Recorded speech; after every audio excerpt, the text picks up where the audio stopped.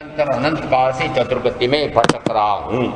तो पहले इसमें कहा शुभ करे फल भोगवे देवादि गतिमान, कि यदि वह शुभ करता है तो देवादि गति, देवादि में आदि लगाने से एक तो देव गति और दूसरा मनुष्य गति, ये दो सुगतियां कहलाती हैं। इसमें जो पुण्य के फल से सुख मिलता है उसको भोगने के लिए यदि अतीव पुण्य है तो अतीव सुख देव गति के मिलते हैं, यदि कुछ न्यून पुण्य है तो कुछ न्यून सुख यह मनुष्य गति में मिलते हैं। इसका अर्थ है कि सुख यह पुण्य से मिलता है।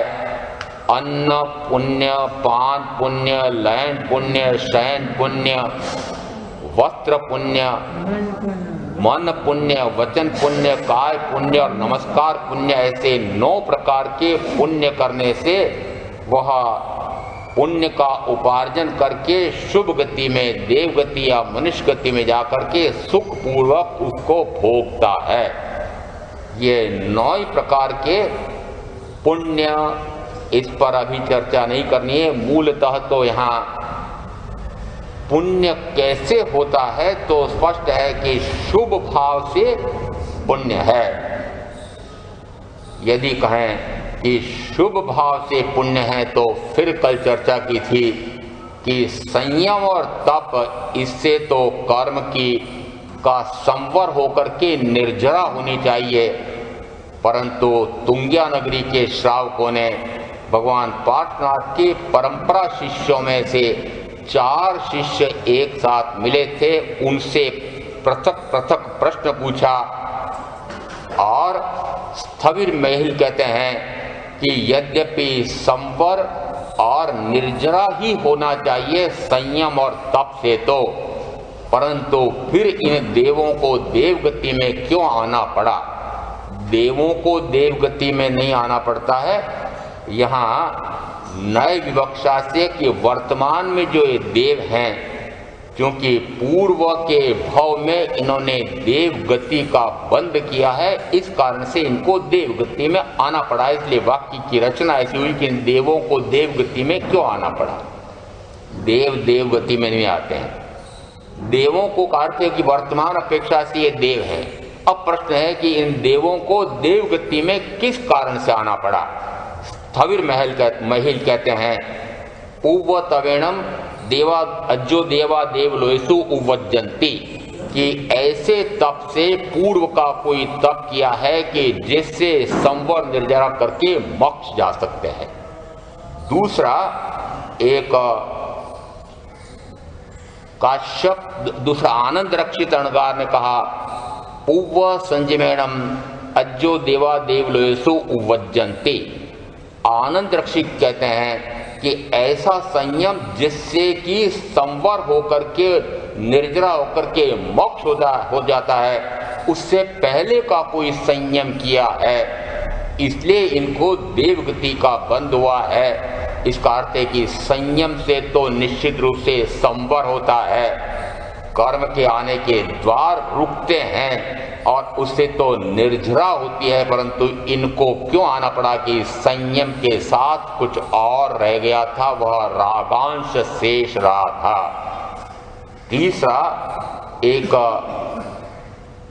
कालिका पुत्र उत्तर देते हैं कम्याय अज्जो देवा देवलोयसु उवज्जन्ति, कि जो कर्मांश शेष रह जाता है वह कर्मांश यदि श्रावक की अपेक्षा से गिने तो 10 आनंदादि श्रावकों का वर्णन मिलता है। उसी प्रकार से सूर्यादेव पूर्व भाव में ये राजा परदेशी के रूप में श्रावकत्व को प्राप्त कर चुके थे। ये कौन से कर्मांश शेष रहे थे तो कहा जाता है कि कौन सा कर्मांश शेष रह गया? सब मैं क्यों बोलूं? इधर उधर मुंह देख रहे हैं। जब श्रावकों का वर्णन कर रहे हैं तो कौन सा कर्मांश शेष रह गया है? तो कहा प्रत्याख्याना वर्णीय कषाय या राग, और आगे के तो सब हैं ही। आगे के सब यानी संजलन कषाय का, संजलन राग का, नो कषाय या राग का सद्भाव रह गया है। इस कारण से इतने कषाय या राग के रह जाने से इनको देवगति में आना पड़ा। और यदि पूर्व में सर्ववृत्ति संयम लिया है तो कहा कि उनके भी संजलन नाम का एक कषाय और उसके कारण से ही संजलन श्रेणी का ही 9 कषाय शेष रह गया था। उस कषाय के कारण से इनको बंध होता है। बंध किससे? कि कषाय से। आश्रव बंध कषाय से है। चाहे वह न्यून है तो न्यून क्यों? न्यून इसलिए कि जो भाव प्राप्त हुआ है वह सुख पूर्वक पूरा हो जाता है, और दूसरी अपेक्षा से कि उस भाव में भी संवर निर्जरा कितनी अधिक हो गई है कि श्रावकत्व है तो 2 चौकड़ी से लगा करके 3 चौकड़ी में से कुछ न्यून अंश तक। ऐसा क्यों बोले? 2 चौकड़ी से अधिक 3 चौकड़ी से कुछ न्यून, इसलिए कि यदि श्रावक ने अप्रत्याख्यानावरणी कषाय का क्षय करके यदि श्रावकत्व लिया है तो फिर श्रावकत्व के काल में वह निरंतर प्रगति करते करते जिस चौकड़ी का सद्भाव आगे प्रत्याख्यानावरणी कषाय का सद्भाव है वह उतना ही कषाय करता रहेगा क्या? निरंतर उसको क्षीण करता जाता है, और क्षीण करते करते वह अप्रमत्त संयमी जैसे रहते हैं वैसे ज्ञाता दृष्टा स्वभाव में जाते हैं। इसलिए कहा कि 3 चौकड़ी से कुछ न्यून वे कषाय को क्रश कर देते हैं, इसलिए एक भव करके मोक्ष जाने वाले होते हैं। ऐसे ही यदि आगे कहा संज्ञाय अज्जो देव देवालोयेषु वज्जन्ति, काश्यप अणगार एक और हुए थे। उन्होंने कहा कि जो संयम लेने के बाद थोड़ा सा संग यानी जो संगी साथी शरीर का संग है, संयमी साधु साधियों के साथ मात्र शरीर का ही संग है, थोड़ा सा अधिक लगे तो श्वेतांबर परंपरा में वस्त्र पात्र आदि का संग है। परंतु साथ में 10वें कालिक सूत्र कहता है कि जो संयम के साधन हैं उनको मात्र उन साधनों के रूप में इस संयम में आवश्यक मान करके रखता है, उसमें उसकी लेश मात्र मूर्छा नहीं होती है। और यदि मूर्छा है तो 5वां महाव्रत भी नहीं है, और इसलिए जगह जगह निषेध आया है। लॉन्ड्री से धुले हुए चकाचक कपड़े रखूं और ऐसे चमचमाते हुए पात्र रखूं, ऐसा उजला धुजला धुला हुआ ऐसा बढ़िया ओघा और ऐसे बढ़िया से बढ़िया शरीर का साज सज्जा सजावट करके ऐसा यदि विभूषा करके रहता है तो समझो शरीर को भी यदि संयमी के लिए कहा उसको भी परिग्रह मानना, उससे भी पूर्णतः मुक्त होकर के अपरिग्रही हो जाना। तो यहाँ संयमी के तो मात्र एक शरीर का संग है, और उसी के कारण से रति गिने तो मात्र रसना इंद्रिय का रति अनुकूल मिले तो, और रूखा सूखा मिले तो और रति। ये इतना सा संजलन का, चाहे उसे राग कहें चाहे रति कहें, चाहे यहाँ ये काश्यप अणगार ने कहा संज्ञा जो है थोड़ा सा भी संग रह गया है तो उस संग के कारण से जो कर्म का बंध होता है उसके कारण से इनको देवगति का बंद करके देवगति में इनको आना पड़ा। ये चारों स्थविर भगवंतों ने जो उत्तर दिए पुनः इंद्रभूति गौतम उसी अध्ययन में आया। भगवान अमुक प्रकार के अणगारों ने ऐसे जो उत्तर दिए हैं क्या वे सही हैं? भगवान ने कहा हाँ। इसका अर्थ है कि वे यह विश्वास नहीं कर रहे थे कि पता नहीं ये चार कौन हैं। बाद में उन्हें ज्ञात होता है कि हो ये यदि सत्य कह रहे हैं तो निश्चित रूप से पूर्व के तीर्थंकर के ही ये अणगार हैं। वे बाद में भगवान महावीर के समीप आकर के चातुर्याम धर्म के को त्याग करके पंच महाव्रत धर्म रूप अंगीकार करते हैं। ऐसा संयम और तप का फल तो निश्चित रूप से संवर करके निर्जरा करके मुक्त होता है, परंतु जो अंश में कर्म या राग या ऐसा कुछ रह गया है उससे कर्म का बंद होता है। पर वह बंद कैसा होता है कि इतना तो मैंने कषाय को क्रश कर दिया है, इतना और क्रश कर दूं। वह जो इतना और क्रश कर दूं का जो भाव है वह शुभ से शुभ्र है, और इस कारण से जो पुण्य के पुंज एकत्रित होते हैं उसका भोग करने के लिए उच्च से उच्चतर उच्चतम वैमानिक में जाता है। और उच्चतम वैमानिक में अनुत्रोपपातिक सूत्र में 13 अणगारों का वर्णन मिलता है। उनमें से एक धन्य अणगार का वर्णन करके शेष के लिए कहा जैसा उनका कहा गया है वैसा इनका, माने तथ्यों में कुछ अंतर है, नाम क्या है, फिर माता पिता कौन थे, कौन सी नगरी के थे आदि। धन्य अणगार कैसी साधना करते हैं तो कहते हैं गृहस्थ जिस आहार को सड़क पर फेंक रहा है, अब तो सड़क पर जो कचरा फेंकता हो तो भी आपके द्वार पर तो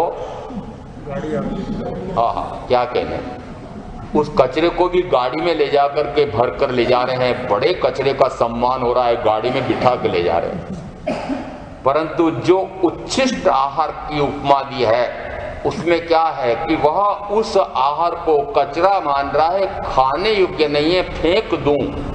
ऐसा आहार लाना और बेले के पालने में उस प्रकार का आहार करना, ऐसा आहार करते हुए जो तप कर रहे थे उससे काया को कितना क्रश कर दिया। एक एक अंग इतना क्रश हो गया कि वहां सूत्रकार पशु पक्षी पेड़ पौधे से तुलना कर करके एक एक अंग का वर्णन करते हैं। उस वर्णन में नहीं जाना है, परंतु एक महत्व की बात अंत में आई, मैं बोलूं ऐसा भाव करने मात्र से भी उनको कष्ट होता था, इतनी काया क्रश हो गई थी। यदि काया इतनी क्रश हो गई है, इतना उत्कट तप किया है, कठोरतम तप किया है, मोक्ष नहीं हुआ। तप से निर्जरा, तप से निर्जरा, तो फिर निर्जरा करके मोक्ष चला जाना चाहिए था, परंतु फिर भी 33 सागरोपम के सर्वार्थ सिद्धि के विमानवासी देव हुए। कारण क्या है? कारण यह है कि उस तप में कुछ रागांश रहा है, या वह तप ऐसा तप नहीं हुआ कि निरंतर ज्ञाता दृष्टा भाव में रह जाएं। इस कारण से एक भाव बढ़ जाता है। जिस समय दस्युकालिक सूत्र और उत्तराजन सूत्र में ये 5 महाव्रत ग्रहण करता है, उस समय 3 करण 3 योग से इन 5 पापों को परित्याग करता है। उसे वहां संवर नाम दिया है, संयम नाम दिया है। और संयम और तप का फल क्या होता है उसके लिए उत्तराजन सूत्र के चित्त संभूत नाम के अध्ययन में आया है। जैसे ही ब्रह्मदत्त चक्रवर्ती उपदेश दाता को बार बार देखते हैं, देखते देखते उनका रे पूर्व में हमने ऐसा उत्कट संयम और तप किया था और उसके फलस्वरूप मुझे चक्रवर्ती जैसी रिद्धि मिली है, परंतु तुम तो फटीचर अभी भी भीख मांग रहे हो। फटीचर कौन? हमारे बहुत सारे श्रावक फटे कपड़े देख करके, महाराज अच्छा लगता है, हम इतने संपन्न करोड़पति अरबपति लोग इतने चकचकान कपड़े बढ़िया से बढ़िया वस्त्र पहनते हो, हमारे आप आराध्य ऐसे फटे कपड़े पहनते हो। मैंने कहा कहाँ तक तुलना करोगे महाराज, हम तो करोड़ों की कोठियों में रहते हैं, करोड़ करोड़ रुपए की कार में घूमते हैं और आप पैदल चलते हो, ये तो अच्छा नहीं लगता है। मैंने कहा ये कब तक अच्छा नहीं लगता कहते रहोगे।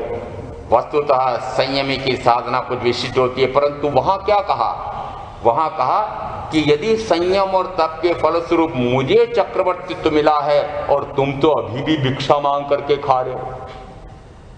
आश्चर्य हुआ उनको कि यदि मुझे इतनी रिद्धि सिद्धि मिली है तो तुम्हें क्यों नहीं मिली। तो उन्होंने कहा मुझे भी मिली थी। बार बार बड़े श्रावक श्राविका मुझसे प्रश्न करते हैं, महाराज थोड़ी सी रिद्धि सिद्धि और बढ़ जाए और बेटे सुखी हो जाए, बेटी सुखी हो जाए, परिजन सुखी हो जाए, तब मैं संयम ले लूंगा। महाराज अभी 60वां 70वां लगा है, ये बस ये 60वां 70वां पूरा हो जाएगा और फिर जब 61वां लगेगा, 71वां लगेगा, तब मैं आ जाऊंगा कि एक साल में सारी रिद्धि सिद्धि बढ़ा करके फिर आ जाऊंगा। मैंने कहा रिद्धि सिद्धि तो संयम और तप लोगे, संयम और तप करोगे तो कितनी मिल जाएगी। इतनी रिद्धि सिद्धि मिल जाती है कि हमारा जल्दी करो फिर तो मुझे फटाफट दीक्षा दे दो। इतनी रिद्धि सिद्धि मिलती है, चित्त संभूत के अध्ययन में मिलता है कि संयम और तप के फलस्वरूप इतनी रिद्धि सिद्धि मिल जाती है। और हे ब्रह्मदत्त, तुम इस प्रकार से संयम और तप की आराधना करो, और कुछ नहीं तो चलो तुम संयम नहीं ले सकते हो तो जीवों पर अनुकंपा करो, आर्य धर्म का पालन करो, तो तुम महर्दिक देव बनोगे। महर्दिक संधि विच्छेद करना, महारिद्धि संपन्न देव। तो महारिद्धि संपन्न देव किससे बनते हैं, तो फिर यहाँ ये 13वीं गाथा चित्त संभूत में कहते हैं कि संयम और तप से महर्दिक देव बनते हैं। महाराज हमें तो ऐसी रिद्धि सिद्धि नहीं चाहिए, इसलिए हमें तो संयम, अब तो बोल दो, नहीं लेना। अरे संयम से रिद्धि सिद्धि नहीं मिलती है, संयम से तो संवर और निर्जरा होकर के मोक्ष होता है, परंतु संयम के साथ और कुछ पाल लिया है, वह और जो पाल लिया है उसके कारण से वह रिद्धि सिद्धि मिलती है। वस्तुतः यहाँ संयम और तप तो निश्चित रूप से संवर में ले जाता है, संवर पूर्वक निर्जरा करके वह अंश अंश निर्जरा करके मुक्त होता है, परंतु वह पूर्ण वीतराग संयम नहीं है। यदि उसमें कोई संग शरीर का, रसनेन्द्रिय आदि का रह गया है, यदि कोई कर्मांश संजलन जितना भी रह गया है, या ऐसा तप जो निरंतर स्वरूप में रमणता करे, ऐसे तप के स्थान पर कोई अन्य तप हुआ है, इतनी से भी कमी रह गई है, तो उस कारण से उनके उस निर्जरा के साथ स्वतः होने वाले पुण्य के कारण से देवगति का बंद होता है। वे देवगति का बंद करने के लिए पुण्य कमाते नहीं है। कौन, चाहे वह देश विरति श्रावक हो, चाहे सर्वविरति श्रावक हो, उसका लक्ष्य पुण्य कमाऊं ऐसा हो नहीं सकता। और यदि है तो न तो वह सम्यक्त्वी है, न वह व्रती है, और न वह महाव्रती है। क्यों?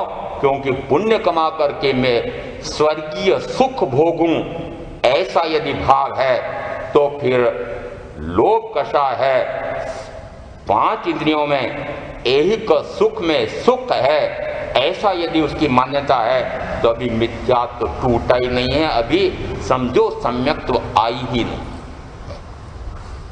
आगे फिर कहते हैं 7-6 व्याख्या प्रवृत्ति में शुभ करे फल भोगवे देवादि गतिमान। अब यहाँ शुभ में अभी कहा ये अन्न पुण्य से लगाकर नमस्कार पुण्य तक ये 9 प्रकार के शुभ भाव आगमों में प्रसिद्ध है। ये तो शुभ हमने समझ लिए, परंतु बहुत विचित्रता आ गई है कि कुछ ऐसे आगम हैं जहाँ पर ये व्रत महाव्रतों की पालना भी शुभ में आया है। संवर निर्जरा नहीं है, ऐसा कैसे कहते हो? तो फिर प्रमाण से मुझे समझाना पड़ता है। व्याख्या प्रज्ञप्ति सूत्र के 7-6 का अर्थ होता है सातवां अध्ययन, छठा उद्देश्य। भगवान से प्रश्न पूछा और उस प्रश्न में से 16वें प्रश्न का उत्तर आया। जो प्राणातिपात से लगाकर मिथ्या दर्शन शल्य के पापों में रत रहता है, वह कर्कश वेदनी कर्म का बंध करता है। कर्कश शब्द अपने आप में स्पष्ट है। जो कठिनता से बहुत दुखी होकर के भोगना पड़ते हैं, कष्ट पूर्वक जिसको भोगा जाता है, उसे कहा जाता है कर्कश। तो कर्कश वेदनी बंध कब होता है? कि जिस समय 18 प्रकार के पाप में रति है, उन पापों में यदि रस ले रहा है, पाप कर रहा है, तो समझो कि वह कर्कश वेदनी यानी दुख पूर्वक भोगे ऐसे कर्म का बंध करता है।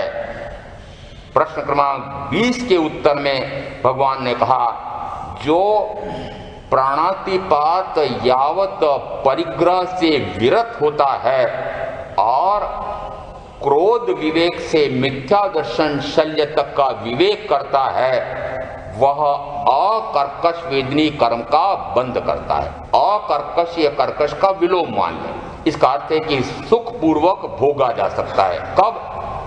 सुख पूर्वक कहाँ भोगा जा सकता है? देवादि गतिमान, देव गति और मनुष्य गति में उनको सुख पूर्वक भोगा जा सकता है। क्या करने से? तो कहा प्राणातिपात से, परिग्रह से विरत होने पर। विरत शब्द है यहाँ अंशतः देशतः विरत नहीं कहा है, विरत कहा है। अब आप अपने पक्ष में खींचना चाहो तुम्हारा सा, हम भी तो विरति में हैं, आप भी ले लो। क्या ले लो? अकर्कश वेदनी कर्म का बंध आप भी कर लो। परंतु जो विरत है, इसका अर्थ है कि वह पूर्णतः सर्वतः सर्वथा जो 3 करण 3 योग से इन 5 पापों से विरत हो गया है, वह ऐसा अकर्कश वेदनी कर्म का बंध करके उसको सुख पूर्वक भोगेगा। फिर एक प्रश्न का उत्तर 20वां उत्तर आया है कि यदि जीवों के प्रति अनुकंपा करने से, प्रश्न क्रमांक 7-6 में प्रश्न क्रमांक 20 का उत्तर, यदि दूसरे जीवों को वह दुख, दैन्य, रुलाना, झूठ पीटना, परितापित करना, उसको क्लेशित करना, दुखी करना, झूरना झुराना, यानी वह रुदन करता है, विलाप करता है, उसको कहता झूरना झुराना, खेदित करना, क्षुब्ध करना, ये सारे भेद देकर कहा यदि दूसरे जीवों को वह इस प्रकार से दुख दैन्य आदि देता है, तो कहा वह असाता वेदनी कर्म का बंध करता है। पहले 18 प्रकार के पापों का विशेष तौर से कह दिया। अब यहाँ एक हिंसा के पाप का विशेष तौर से कहा कि यदि वो इस प्रकार से जीवों में, फिर कहा प्राणों, भूतों, जीवों, सत्वों, चारों प्राणों यानी जो निरंतर श्वासोश्वास ले, जो निरंतर प्राण यानी द्रव्य प्राण लेता है, तो जो प्राणधारी जीव हैं उनको कहा प्राणी। तो प्राणों, तो दूसरा दिया जीवों, जिसमें जीवत्व शक्ति है, जिसमें आयुष कर्म को अनुभव करने की शक्ति है, जिसमें जानने देखने अनुभव करने की शक्ति है, उसे कहेंगे जीव। फिर तीसरा आया भूतों। भूत किसे कहा? भूत का अर्थ है कि जो तीनों काल विद्यमान रहे। तीनों काल विद्यमान कौन रहता है? यदि जगते हैं तो भी भूत पीछे पड़ता है, काम करते हैं तो भी भूत पीछे पड़ता है, और सोते हैं तब भी। मुझे ऐसे कहने वाले भी मिल गए, महाराज आपको नहीं दिखाई दे रहा, मुझे देखो सामने डाकिन दिखाई दे रही है, ये सामने मुझे भूत दिखाई दे रहा है, ये सामने ये आया, मुझे ये आ रहा दिखाई दे रहा है। ये भूत कहाँ सवार हो रहा है? वो माथे पर सवार है, मात्र मस्तिष्क में इस प्रकार का एक भूत है। और जिस समय आपको भी खूब धन कमाना हो, आपको भी कोई विशेष समारोह घर में हो, तो भूत जैसे भिड़ते हो हैं, तो तीनों काल का अर्थ यूं गिनो, या तो वस्तुतः भूत यानी जो तीनों काल जीवित रहे, यानी पूर्व काल में था, वर्तमान में है, भविष्य में रहेगा, ऐसा जो प्राणी है उसको नाम दिया भूत। और चौथा दिया सत्व। सत्व यानी जो शुभाशुभ कर्म करने में सक्षम है, वेदन करने में सक्षम है, ऐसा अर्थ देकर के कहा जीवों, भूतों, प्राणों, सत्वों। इसका अर्थ है कि जितने भी संसार में जीव हैं, चाहे वे स्थावर काय के हों चाहे त्रस काय के हों, सारे जीवों को इसमें सम्मिलित कर दिया। किसी भी जीव को यदि वह दुख दैन्यादि देता है, आदि में अभी जितना भी गिने थे सब गिनना, दुख दैन्यादि देता है तो कहा वह असाता वेदनी कर्म का बंद करता है, और असाता का फल पुनः दुख की असाता की प्राप्ति होगी। फिर एक प्रश्न क्रमांक 28 का उत्तर आया, दूसरे जीवों पर अनुकंपा करना। अब अनुकंपा कहें, दया कहें, करुणा कहें, अहिंसा कहें, सारे पर्यायवाची गिनना अपेक्षा से जिस समय दूसरे जीवों पर आपको बड़ी अनुकंपा आती है, उनकी रक्षा करूं, उनको सुख पहुंचाऊं, कहते हैं ऐसे नारे लगे हुए मैंने देखे थे। महावीर कहते हैं मेरी उपासना करने के बजाय इन दीन दुखी मनुष्यों की, असहाय मनुष्यों की सेवा करना श्रेष्ठतर है, मूक पशु पक्षियों की सेवा करना बेहतर है। आया होगा ना कहीं, आया क्या? चक्रेश जी बताएंगे, बड़ी गोरक्षा करते हैं। आया होगा ना कहीं कि मेरी उपासना करना, यानी तीर्थंकर महावीर यानी सर्वज्ञ सर्वदर्शी, यानी मात्र ज्ञाता दृष्टा स्वरूप में लीन रहने वाले ऐसे परमात्मा की सेवा परि उपासना का अर्थ है कि उनके गुणों के अनुसार मेरे भी गुण प्रकट होते चले जाएं, उन्हीं गुणों में मैं भी रमण करता रहूं, ऐसी सेवा कहलाती है। उस सेवा के स्थान पर क्या करो, अरे इन दीन दुखियों की सेवा करो, असहायों की सेवा करो। महावीर ऐसा कह सकते हैं? आगम में कहीं उल्लेख नहीं है, किसी शास्त्र में इस प्रकार से आया हो तो आया हो। वस्तुतः भगवान महावीर का व्याख्या प्रकृति सूत्र के 7-6 में 28वें प्रश्न के उत्तर में कहा, यदि दूसरे जीवों पर अनुकंपा रखते हो और अनुकंपा है इस कारण से उसको दुख दैन्यादि नहीं देते हो और सुख उपजाते हो, तो साता वेदनी कर्म का बंद होता है। जैसे कहा जाएगा कि साता वेदनी कर्म का बंद होता है। महाराज यदि आप ऐसा कहते हैं कि इतनी अनुकंपा करने से भी कर्म का बंद होता है, यदि आप ऐसे एक मुझे बड़े परोपकार का कार्य करने वाले विशिष्ट श्रावक कहते हैं, यदि ऐसी प्रवृत्ति आप करोगे तो फिर ये सारी पुण्य प्रवृत्तियां कौन करेगा? मैंने कहा चाहे महावीर कितना ही उपदेश दे दें तब भी पाप प्रवृत्तियां भी नहीं मिटी है तो पुण्य प्रवृत्तियां भी नहीं मिटेगी। जिसको जिसमें रस आता है वह तो उसमें कार्य करेगा, परंतु जो सिद्धांत है वह तो पक्का है। सिद्धांत को मैं कैसे कहूं कि नहीं, यदि ऐसी मैं प्ररूपणा करूंगा तो लोग अभी जो थोड़ी बहुत पढ़ने की प्रवृत्तियां करते हैं वे भी नहीं करेंगे। तो क्या सत्य प्ररूपणा नहीं करे महावीर की उन्होंने? यदि दूसरे जीवों को सुख पहुंचाते हैं तो आपको शरीर सुख मिलेगा, क्योंकि उसके शरीर को सुख पहुंचाया है। तो कैसा सुख? यदि वह भूखा है तो आपने उसे रोटी दी है, चारा पानी दिया है, प्यासा है तो पानी पिलाया है, उसके लिए आप अन्नकूट अन्न भंडार चलाते हैं, प्याऊ खोलते हैं, पानी पिलाने का काम करते हैं। हम ये अन्नकूट चला रहे हैं, भंडारा खोल रखा है, अमुक महीने के अमुक दिन या रविवार को हम प्रति रविवार को ऐसा भंडारा चलाते हैं। महाराज क्या करें, चलना चाहिए कि नहीं चलना चाहिए? महाराज कहेंगे, एक महाराज कहते हैं कि रे पुण्य की प्रवृत्ति है, बहुत अच्छा है, तुम अच्छा कार्य कर रहे हो। दूसरे को पूछा, आपका क्या कहना है? उन्होंने कहा तुम क्यों पाप कर रहे हो? ये इतने अन्न के जीवों को, इतना सारे घास वगैरह के, वनस्पति काय के, उसके आश्रय में रहने वाले त्रस काय की जीवों की विराधना कर रहे हो, ये प्याऊ खोल करके इतने अपकाय की जीवों की विराधना कर रहे हो। और मैं तो जिस समय गोरक्षा में कार्य करता था, मेरे एक साथी एक प्रश्न बड़े दुखी होकर के मुझे पूछ रहे थे कि गायों के घाव हो रहे हैं और उसमें कीड़े पड़ गए हैं। अब इन कीड़ों को मैंने उसे कहा, यदि सेवादार को कहते सी वह ऐसी कोई औषधि छिड़केगा और सारे कीड़े मर जाएंगे, तो फिर मैं स्वयं कीड़ों को निकालता हूँ, कंडे पर लेकर के निकाल करके एक तरफ छाया में रखता हूँ, फिर भी वे तो मरते हैं, क्या करूँ? मैंने कहा कि छोड़ छाड़ करके संयम ले लो। अब चक्रेजी सुनेंगे, बात ध्यान पूर्वक सुनेंगे। छोड़ छाड़ करके संयम ले लो। क्यों, ऐसा क्यों?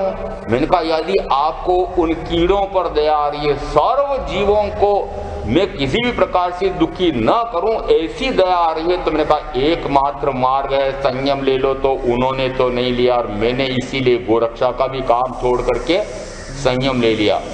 अरे यद्यपि लक्ष्य तो 5 इंद्रिय वाले गाय की रक्षा का है, कीड़े मारने का तो नहीं है। उस समय यदि गोरक्षा महत्वपूर्ण है, कीड़े मारने का लक्ष्य नहीं है।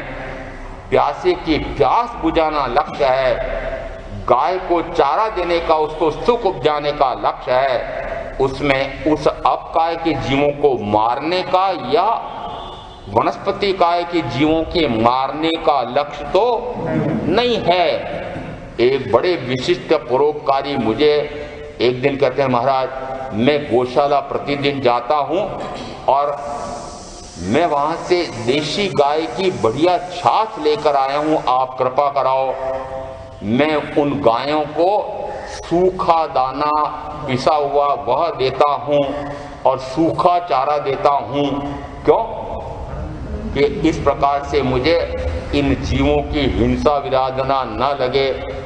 मेरा तो मौन था, पर मैंने सोचा अरे चूंकि इन्हें वनस्पति काय के जीवों की और ऐसे यदि अन्न को देंगे तो उस अन्न में इस प्रकार से स्थावर काय के जीवों की हिंसा तो होगी, तो फिर डबल रोटी खिलाते हैं, फिर कुत्तों को बिस्कुट खिलाते हैं,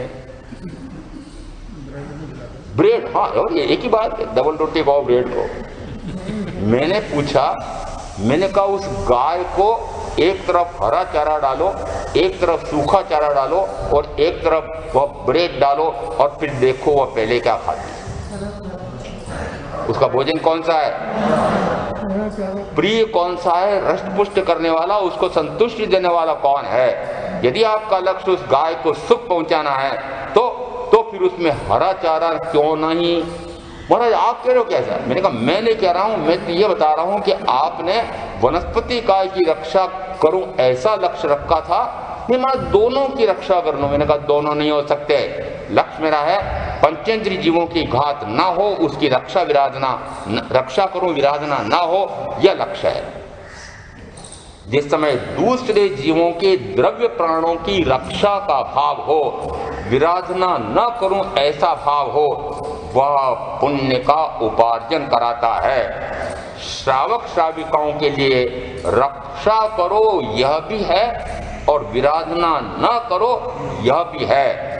और यदि मुझे कहेंगे तो मैं कहूंगा कि मेरा तो मात्र विराधना न करूं ऐसा ही लक्ष्य है, रक्षा करने का।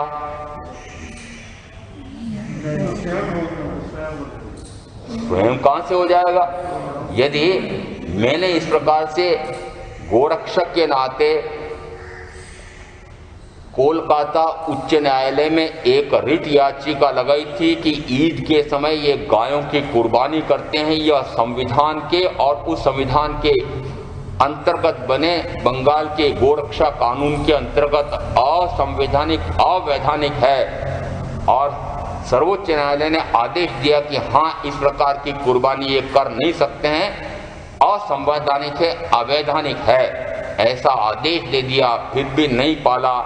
और फिर उसके विरुद्ध क्योंकि उन्होंने नहीं पाला सरकार ने, इसलिए एक सर्वोच्च न्यायालय में उनके विरुद्ध मानो अवमानना याचिका लगाई और वह याचिका दिल्ली के सर्वोच्च न्यायालय में लंबित है और मैं दिल्ली में बैठा हुआ हूँ।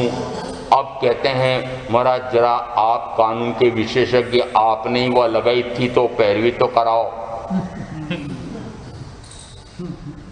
किसको पूछूं? प्रधान जी को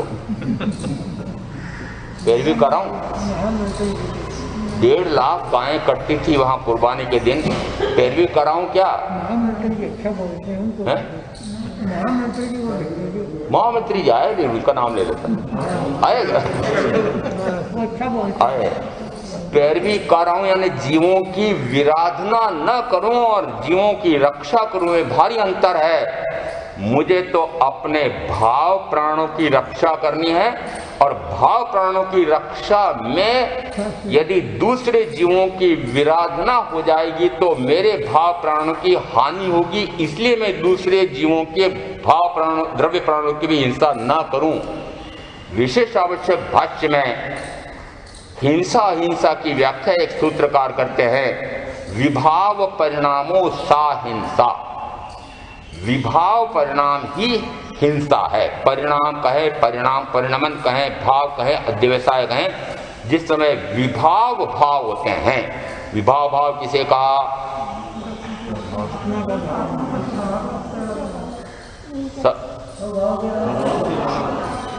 स्वभाव किसे का?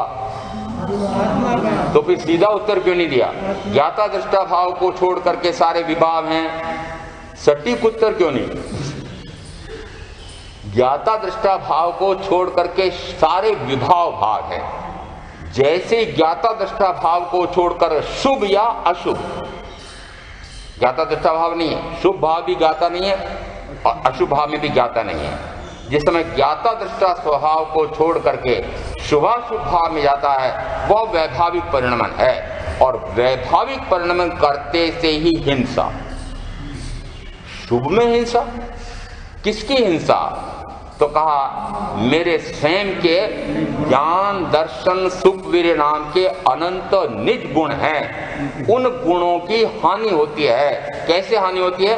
कि स्वभाव से हट करके रागादि विकार भाव में, शुभाशुभ भाव में जाता हूं, उस समय वैभाविक परिणमन होता है और वैभाविक परिणमन होते से ही वह हिंसा है। दूसरे द्रव्य प्राणों, दूसरे जीव के द्रव्य प्राणों की तो हानि नहीं हो रही है, परंतु उनके द्रव्य प्राणों को हानि पहुंचाने का कार्य हो, चाहे रागादि भाव हो, उस समय कहा जाता है मेरे भाव प्राणों का अतिपात, प्राणातिपात। प्राण यानी चाहे वो द्रव्य प्राण को, चाहे भाव प्राण को। 5 इंद्रिय बल प्राण, मल बल, वचन बल, काय बल, श्वासोश्वास बल और आयुष बल प्राण, ये 10 तो द्रव्य प्राण हैं। यदि दूसरे जीवों के द्रव्य प्राणों की रक्षा करता हूं, अनुकंपा करता हूं, विराधना न करूं, तो कहा गया कि वह पुण्य का उपार्जन साता वेदनी कर्म का बंद करता है। और यदि वह उनको कष्ट देता है, दुखी करता है, तो असाता वेदनी कर्म का बंद।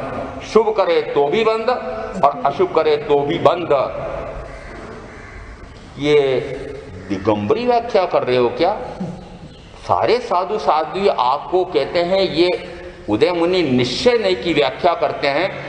ये 7-6 व्याख्या प्रज्ञप्ति में प्रश्न क्रमांक 24 का उत्तर और 28 का उत्तर निश्चय नए से आया कि नहीं आया? कौन से नए से आया? ये निश्चय नए से कहा है। कैसे कहा है? यदि दूसरे जीव को दुखी करने का भाव भी हो गया है तो वह निश्चित रूप से असाता वेदनी कर्म का बंद करता है, और यदि सुखी करने का भाव भी करता है तब भी वह कर्म का बंद करता है, साता वेदनी कर्म का बंद है। इसका अर्थ है कि निश्चय नय से एक हिंसा पाप है दूसरे जीव को दुखी करने रूप, दूसरा दूसरे जीव को सुखी करने रूप अहिंसा पुण्य है। और वह धर्म कब बनता है कि जिस समय मैं ऐसा कोई भाव करूं, स्वभाव करूं, स्वभाव में रहूं, उस समय कहा कि वह उस समय परम अहिंसा का उपासक है। वह परम अहिंसा धर्म कहलाता है। परम अहिंसा धर्म कब बना?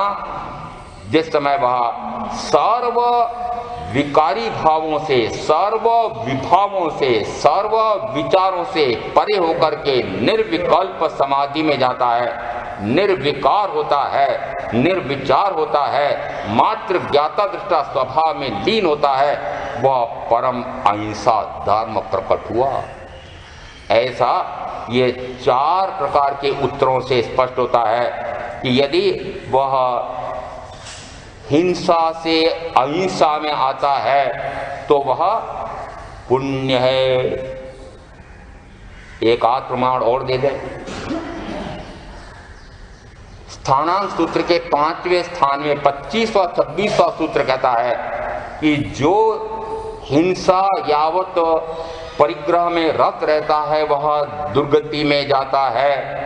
26वें सूत्र में कहा जो हिंसा यावत परिग्रह से विरत होता है वह सुगति में जाता है। हिंसा यावत परिग्रह से विरत होता है। मिला लेना, व्याख्या प्रकृति सूत्र में और स्थानांक सूत्र दोनों में समानता है। वहां कहा साता वेदनी असाता वेदनी, यहां कहा सुगति दुर्गति, एक ही बात है। इसका अर्थ हुआ कि इन 5 प्रकार के पापों में रत है तो वह दुर्गति यानी मनुष्य दुर्गति यानी तिरंज गति और नरक गति में जाता है। और यदि वह इनसे विरत होता है तो स्वर्ग में और मनुष्य गति में जाता है, मोक्ष का नहीं है। यद्यपि 4 एक स्थानांक सूत्र में दूसरी अपेक्षा से सुगति दुर्गति और कही है, और उसमें कहा तिर्यंच गति और नरक गति एकांत दुख कारक है, परंतु मनुष्य दुर्गति और देव दुर्गति ऐसे 4 भेद अलग से दुर्गति के दिए। और सुगति में उसमें सुकुल उत्पत्ति साथ में दिया। वह यदि महाविदेह क्षेत्र में या जहाँ भरत क्षेत्र में तीर्थंकर विराजमान हो वहाँ मनुष्य भाव में जाकर के जन्म ले तो वह, और उसी प्रकार से यदि वह आगे कहा कि ऐसे सर्वज्ञ सर्वदर्शी की वाणी सुन सके ऐसा उसे निमित्त प्राप्त हो, और अंत में कहा सुगति में कि वह सिद्ध गति को जा सकता है। तो ये 4 सुगतियां कही गई हैं, परंतु यहाँ सुगति कही है, वहां मनुष्य में आकर के वह सुगति का पुरुषार्थ कर सकता है। इस अपेक्षा से सुकुल उत्पत्ति मनुष्य भाव आदि हैं। यदि ये 5 पापों से विरत होता है तब भी सुगति कही है, गति से मुक्ति नहीं कही है। फिर 10वें कालिक और उत्तराध्ययन में कहा कि वह इस प्रकार से संयम और संवर को प्राप्त होता है। शब्द कहीं भी निर्जरा और मोक्ष का नहीं आया है। आगे एक प्रश्न व्याकरण सूत्र और आया है, उसमें प्रथम 5 अध्ययनों में हिंसा, झूठ, चोरी, मैथुन, परिग्रह को भिन्न भिन्न प्रकार से बड़े विस्तार से व्यापकता से समझाया है। कितने प्रकार की हिंसा होती है, कितने प्रकार से की जा सकती है, कैसे हिंसक, कितने प्रकार के हिंसक होते हैं, बड़े विस्तार से इतना वर्णन करके प्रत्येक 5 पापों का। और फिर एक पूरा ऐसा भी कि ऐसे 5 पापों में रत रहने वाला कैसे नरक में जाकर के दुखी होता है, तो वहां फिर नरक का ऐसा जो कंपा देने वाला वर्णन, ऐसा वर्णन वहां प्रश्न व्याकरण सूत्र में भी है कि यदि इन 5 पापों में रत रहता है तो वह ऐसे दुर्गति में जाता है। और फिर अंतिम 5 अध्ययनों में 10 अध्ययन को प्रश्न व्याकरण है, अंतिम 5 अध्ययनों में फिर 5 संवर द्वार दिए हैं। और संवर द्वार में यहाँ प्रथमतः उपसंहार में कहते हैं संवर द्वारों की महिमा, और संवर द्वारों की महिमा करते हुए कहते हैं कि जो हिंसा के पाप से संवृत होकर के अहिंसा संवर द्वार में प्रवेश करता है, ऐसे ही वह सत्य संवर, अचौर्य संवर, ब्रह्मचर्य संवर और परिग्रह संवर द्वार में प्रवेश करता है। उस समय वह प्रत्येक के लिए फिर अलग अलग फल आकर के उसकी महिमा की है। तो महिमा में कहा वह अनेक भवों को काटने वाला है, अनेक भवों का अंत करने वाला है, वह सुख देने वाला है, वह स्वर्ग में ले जाने वाला है, वह मोक्ष के मार्ग पर आरूढ़ करने वाला है, कर्मों को अनिरुद्ध करने वाला, आच्छादित करने वाला है, कर्म के द्वारों को रोकने वाला है, ऐसे विशेषण दिए हैं। और आगे उसमें कहा ये 5 महाव्रत दुस्तर हैं। दुस्तर यानी बहुत कठिनता से पाले जा सके ऐसा है। और इसी में कहा यह पुरुषार्थी ही ग्रहण कर सकता है। का पुरुषार्थी, बोलो ना, आगे नहीं बोल पाते। का पुरुषार्थी ग्रहण नहीं कर सकता है। का पुरुषार्थी की व्याख्या नहीं करेंगे, अपने मन में समझ लेना का पुरुषार्थी किसे कहते हैं। जिस समय कहा ये 5 महाव्रत ग्रहण करके पालना यह दुस्तर है, कठिन है, महाकठिन है, दुष्कर है, दुस्तर। और उसके बाद में फिर एक एक पाप के संवर के लिए अलग अलग महिमा की गई है। उनमें से 4 की महिमा एक जैसी मान लेना। और एक चौथे महाव्रत के लिए ब्रह्मचर्य संवर द्वार में कुछ वैशिष्ट्य है। वहां कहा गया है कि यह ब्रह्मचर्य अक्षय सुखदाता है, मोक्ष सुखदाता है, यह अनंत भवों का अंत कराने वाला है, अव्यवहार सुख का देने वाला है, यह मोक्ष पहुंचाने वाला है, यह मोक्ष का मार्ग प्रदाता है, यह स्वर्ग में ले जाने वाला है, यह कर्म का अवरोध करने वाला है, अनिरुद्ध करता है, आच्छादित करता है, कर्म निरोधक है। ये इतने सारे एक साथ दे दिए, मैं तो भ्रम में पड़ गया। आप पढ़े कि नहीं पढ़े? पहले तो कहा यह अक्षय पद दाता है, अक्षय पद दाता है। अक्षय सुख किसे कहते हैं? कि ऐसा सुख जिसका कभी क्षय ना हो। 5 इंद्रियों के माध्यम से मिलने वाले सुख क्षणिक कहे गए हैं। अक्षय सुख कहाँ होता है? कि जिस समय आत्मा परम विशुद्ध हो जाता है उस समय कहा जाता है अक्षय सुख का भंडार हो गया है। वो अक्षय पद दाता है, शिव पद दाता है, अचल पद दाता है। इतने विशेषण किसके लिए लगाए? यह ब्रह्मचर्य के लिए। फिर सूत्रकृतांग सूत्र में कहा ब्रह्मचर्य के समान कोई तप नहीं है। और 12 तपों में 6 अभ्यंतर और 6 बाह्य में कहीं ब्रह्मचर्य की गिनती आई है? ये सूत्रकार कहीं कुछ कहते हैं, कहीं कुछ कहते हैं। ब्रह्मचर्य को 12 में सम्मिलित करना चाहिए था, किया क्या? नहीं किया। और सूत्रकृतांग सूत्र या अंग सूत्र है और इसमें कहा कि ब्रह्मचर्य के समान कोई तप नहीं है। भगवान महावीर के गुणगान करते हुए, महिमा गान करते हुए उपमा देकर बताया है। उपमा किसकी दी? कि भगवान महावीर कितने श्रेष्ठ हैं कि जैसे तपों में उत्कृष्टतम तप ब्रह्मचर्य है, ऐसे ही भगवान महावीर उत्कृष्टतम है। ऐसी उपमा देकर ब्रह्मचर्य की महिमा गान की है। ऐसा जो ब्रह्मचर्य है उसका कैसा स्वरूप है कि जिस समय 3 करण 3 योग से वह ब्रह्मचर्य का पालन करता है, यदि वह द्रव्यतः भी पालन करे तो इतनी कठोरता से पालन करता है कि मन में भी उसके अब्रह्म सेवन का भाव न आए, अनुमोदना का भाव भी न आए। ऐसा करता हो, अनुमोदना का भी भाव न आए। परंतु यदि मेरे पास कोई ऐसा कोई ले आया, महाराज जरा इसकी पत्री देख लेना, और मैंने जिस लड़के के लिए वधू का चयन किया है उसकी भी पत्री लड़की वालों ने भेजी है, जरा दोनों मिला तो देना। और मैंने मिला दी, मत समझना मुझे ज्योतिष नहीं आती है, बहुत पढ़ा था मैंने। जैसे ही मैंने मिलाई और मिला के कहा कि हाँ बहुत अच्छा मिलान हो रहा है। और मैंने जैसे ही कहा, शब्द से हो सकता है मैंने कुछ नहीं कहा, और मैंने संकेत कर दिया कि हाँ ठीक है, हाँ संकेत। ब्रह्मचर्य गया ब्रह्मखाड़ में, ब्रह्मचर्य गया ब्रह्मखाड़ में। कैसे?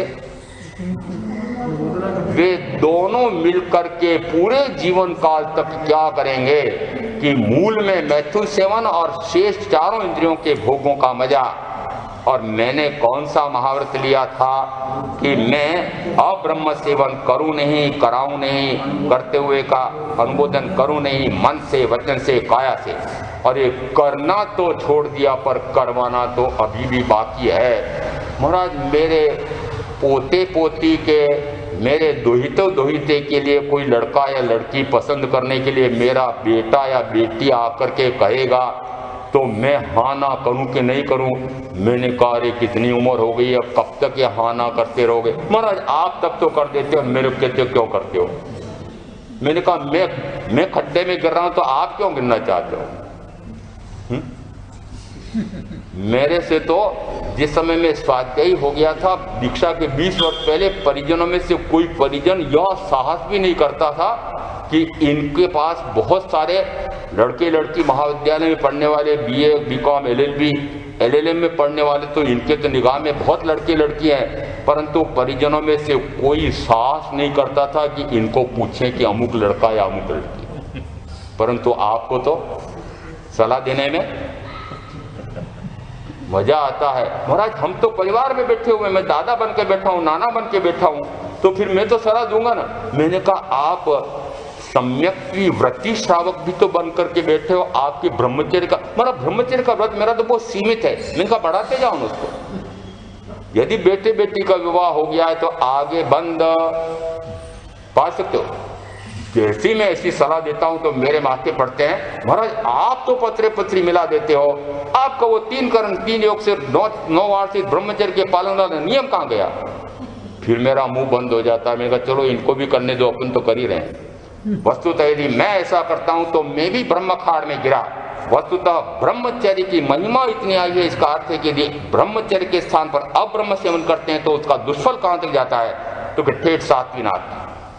ब्रह्मचर्य से उत्तराध्ययन सूत्र का 16वां अध्ययन कहता है कि यदि इस प्रकार से वह करता है तो वह स्वयं ही शंका, कांक्षा, वितिकिच्छा उत्पन्न होती है, संयम से भ्रष्ट होता है और ब्रह्मचर्य से भ्रष्ट हो जाता है। इस प्रकार कई प्रकार के उदाहरण 7 आगमों में आए हुए हैं। इसका अर्थ है कि इस प्रकार का कार्य मैं तो कर नहीं सकता, 9 वार्षिक ब्रह्मचर्य का भी पालन करूं, इतना करते हुए भी कहां आया अभी तक?